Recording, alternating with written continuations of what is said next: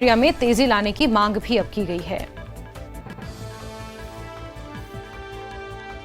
हम यहाँ पर पहुंचे, आग इतनी शदीद थी, पूरी तरह से फैली हुई थी। दिन का टाइम था, दिन में ट्रैफिक भी ज्यादा रहता है, रोडों पर आने में भी 5 से 10 मिनट। जो बाकी गाड़ियां दूर से आई उनको भी टाइम लगा, क्योंकि रोड आपको पता ही है इस वक्त काम भी चल रहा है बहुत सी जगह।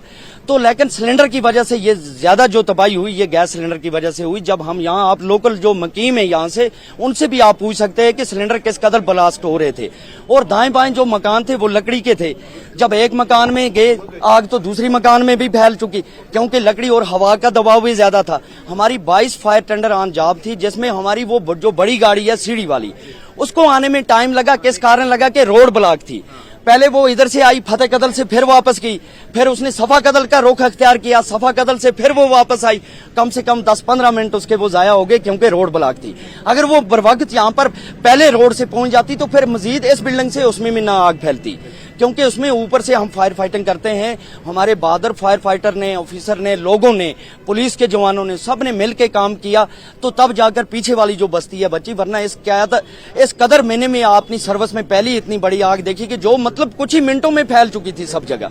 और इवन के रोड के इस पार भी बिल्डिंग में आग थी, यहाँ भी हमने बुझाई। इतनी कदर हीट थी, हीट की वजह से यहाँ भी आग लगी। मैं यही गुजारिश करता हूँ, सबसे पहले ये गैस का सिलेंडर घरों के छतों पे हमने देखा है बहुत सी जगह रखते हैं, लूज वायरिंग रखते हैं, क्योंकि कोई फिटिंग वगैरह नहीं करते। एमसीपी का यूज नहीं करते हैं, एमसीपी का यूज करें।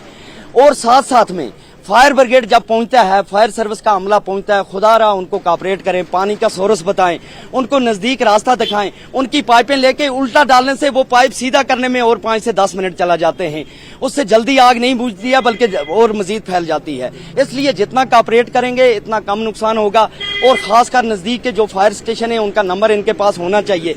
और लोगों से ये भी गुजारिश करूंगा, जब हम कल आए, हम लोगों से हाथ बांध के मतलब रोड पर हमारे जवान उतरे के साइड छोड़ो, लेकिन लोग इतने बेदर्द हो गए हैं कि उनके कान के अंदर सायरन की आवाज सुन के भी गाड़ी को साइड नहीं देते थे। तो लोगों से गुजारिश है, एम्बुलेंस हो, फायर ब्रिगेड की गाड़ी हो, कम से कम खुदारा उसको साइड दे दें। जब भी सायरन सुने तो उसको साइड जरूर दें। जो भी सामान यहाँ पड़ा है, ये नई दुल्हन है। कम से कम यही 1 साल हो गया इस दुल्हन को। पता नहीं इस बात को इस मस्जिद वालों ने कौन सा धमाका किया यहाँ पर, हमको समझ में नहीं आता है। इस महल, सारा महला इसमें डूब गया। इनका पता नहीं है क्या होगा इनका। और ये नुकसान भी बहुत ज्यादा है। देखिए लाखों रुपया का नुकसान है। एक समावार जो है ना, ये कम से कम 70-80 हजार का है ये समावार। आप खुद ही देखिए, क्या तांबा बन गया, वो केबल को बन गया तांबा। ये देख, नया ढीचा है, खत्म, पिघल गया। आके हमने देखा काफी ज्यादा नुकसान हुआ है। कई सारे ऐसे घर हैं जो इस चपेट में आए हैं कल जो आग लगी है।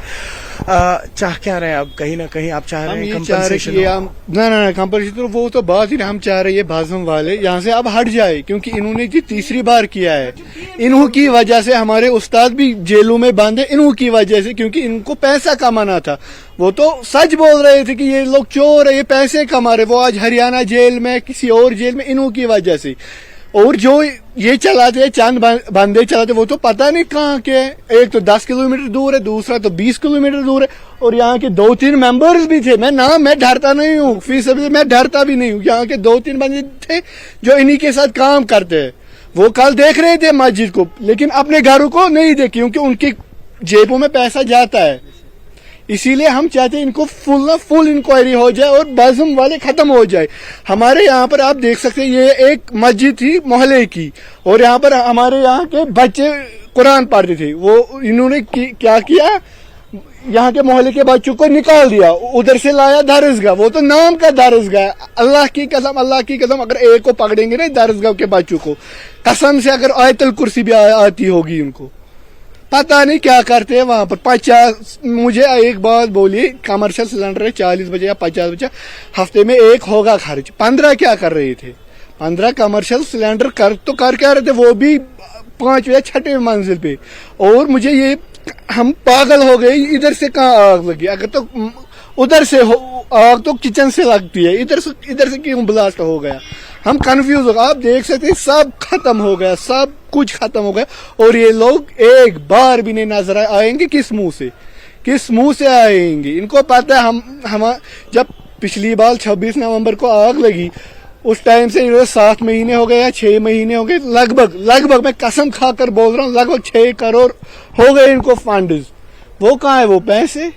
आपस में बांट लिया, आपको दिए 20 लाख, मुझे दिए 20 लाख, इसको दिए 30 लाख, उसको चलो देखते हैं फिर मोहल्ले होगा खत्म। अगर इनके पास परसों इन्होंने एक इधर जगह खरीदी, इनको दिए 70 लाख, उस 70 लाख से बेहतर था ना पहले मस्जिद को देखना क्या इंतजामिया है। इनका कंसेप्ट क्या था? मोहल्ले को भगाओ और इधर कॉम्प्लेक्स बनाओ, दारुल उलूम बनाओ, तो जला दो। तो सुना आपने किस तरीके से यहाँ के लोग जो हैं काफी ज्यादा हताश है। कहना यही है उनका कि अब जो इतना भीषण नुकसान हुआ है, भारी नुकसान हुआ है, कम से कम उसकी कंपनसेशन जो हो गवर्नमेंट उसके बारे में सोचे। और इंसिडेंट आपने सुना ही कि एक दरसगाह जो है बोहरी कदिल में बाजार मस्जिद के पास में आग वहाँ से नमूदा हुई, और सुनने में आया है कि करीबन 40 से 50 बच्चे जो हैं उस दरसगाह में पढ़ा करते थे, दीनी तालीम लिया करते थे। और लोगों का भी ये भी कहना है कि कुल मिला के अराउंड 15 कमर्शियल गैस सिलेंडर्स थे। और वो सरप्राइजिंग है कि 15 गैस सिलेंडर्स ऐसे स्ट्रक्चर में क्या कर रहे थे। अब देखना होगा आगे कि किस तरीके से एडमिनिस्ट्रेशन जो है एक कॉग्निजेंस लेती है इस मैटर का, और किस तरह से इंक्वायरी बैठती है, और सबसे बड़ा सवाल जो यहाँ के लोग हैं उनको किस तरीके से कंपनसेशन मिलता है।